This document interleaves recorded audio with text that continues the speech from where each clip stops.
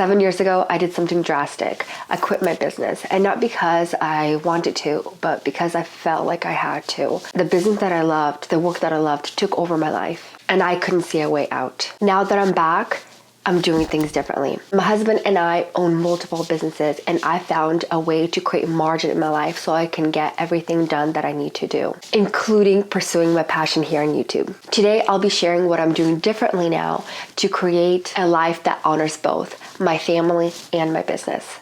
Hopefully something that I share will inspire and encourage you on your own journey. All right, first things first, let's talk about support. Building a business while raising children and your family is next to impossible if you do not have a support of your husband. My husband has been my number one cheerleader and my supporter since day one, but I know not everyone has that kind of support right away. Sometimes you've got to play the salesperson. You may need to convince your husband and your mom or your bestie that this business is a great idea. If you can get these key members on board, their support will mean everything. When your family and support system are aligned with your goals, amazing things happen.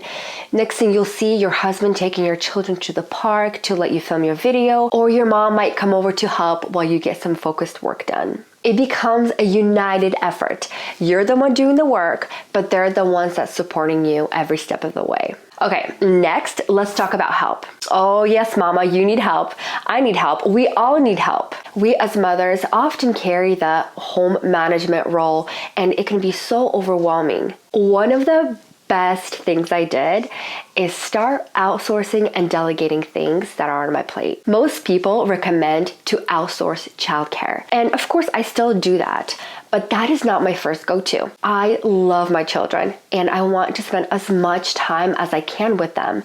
And so instead, I first look at the things that I can outsource that don't require me or my creativity. Editing is not my strong suit, so I let my editor to use his creativity and edit the video. Shout out to you, Ezra. Next on my list, groceries. Now, I use my creativity to come up with some dinner ideas, some meal ideas, but I don't have to be the one going to the store physically and picking those items up.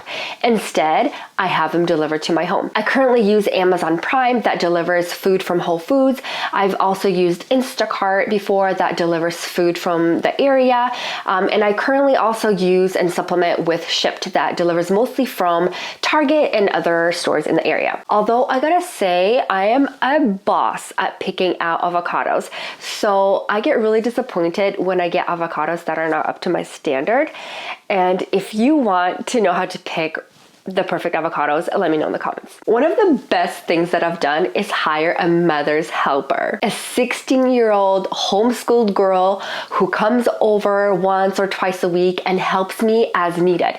She watches the children, she cleans up the house, tidies, organizes, and does whatever tasks that I have for her that day. It honestly has been my biggest hack. Now you might be wondering, how did I find her? Because honestly, I think that was the hardest part, is like finding somebody.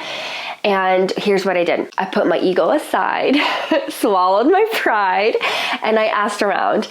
So I have my husband's family here, so I first went to them and I asked them, and my mother-in-law suggested that I look into hiring a girl from a family that she knows. So my sister-in-law introduced her to me, and I really liked her, and she's been with us for a year now. When my husband opened his own business a few years back, I was the one helping him with the bookkeeping.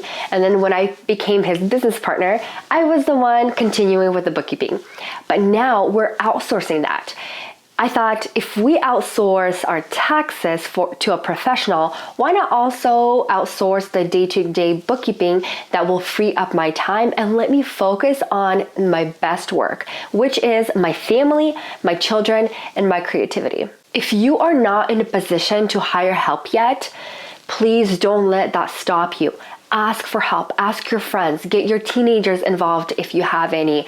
Trade days off with another mother. If there's a will, there's a way. Delegating does not mean you're failing. It's about taking things off your plate so you can focus on the things that matter most to you and that require you and your creativity. Now, let's dive into time management. I know you've heard all the tips before, but when you're a parent and you're a mother, it's a whole different ballgame. If you grew up in religious circles, you've probably heard this quote or phrase that goes something like, make your plans in a pencil and give God the eraser. That has been my experience in my entrepreneurial journey. I literally have to write my plans in a pencil because life happens and things change, and life and children have a way of doing that. I've also learned how to be creative and a little bit more flexible with my schedule. I sometimes send my children outside so they can play outside, right outside my window, and I can see them and get some work done. Sometimes I work during nap time, like my two littles are napping right now, and I can film this video. And let's be real here, I am not above screen time. You gotta do what you gotta do. One thing that I do not compromise on is my sleep, because if I do not get at least 8 hours of sleep, the next day, I'm a hot mess. Another recent game changer for me has been following my cycle. For example, I tend to have a lot of energy and it feels super productive during my follicular phase. Unfortunately, my luteal phase is a whole different story. I'm very moody and not as motivated. So leaning into these natural cycles of my body helps me plan ahead and give myself grace. And let's be real, sometimes we gotta cut back on activities. The children don't need to be in all the sports. Less is truly more when you're trying to maintain balance. All right, let's talk about mindset. One lesson I've heard the hard way is that there will always be more work. Closing my laptop and leaving the work for tomorrow has been the most important thing that I've done. To be honest, I can work with my children climbing all over me, but that is not the life that I want to live. I really want to separate the work life and the family life. They're only little ones, and the time with them is so precious. Another mindset shift is loving the work that you do.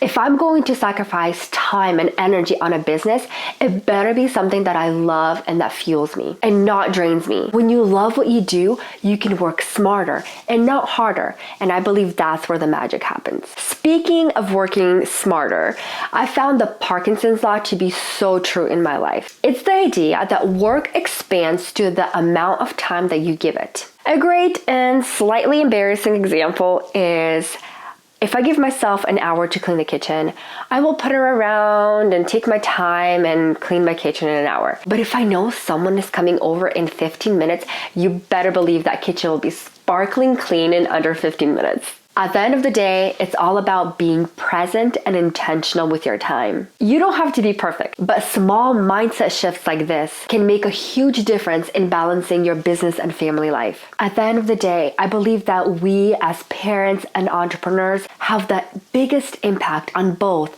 our family and the legacy that we build through our work. This balance is not always easy, but it's definitely possible with the right mindset and strategies in place. That's why I love outsourcing and delegating where I can, so I can show up fully for what truly matters to me. I'm not perfect, but I'm learning every day. I hope that my journey can also encourage you on yours. If you face challenges running a business and a family, I'd love to hear from you. Drop a comment below and let me know, how did you make it all work? Let's support each other on this beautiful journey. And before you go, add an avocado emoji down below so that I know that you've watched all the way through. Thanks so much for watching, and I'll see you in the next video. Bye.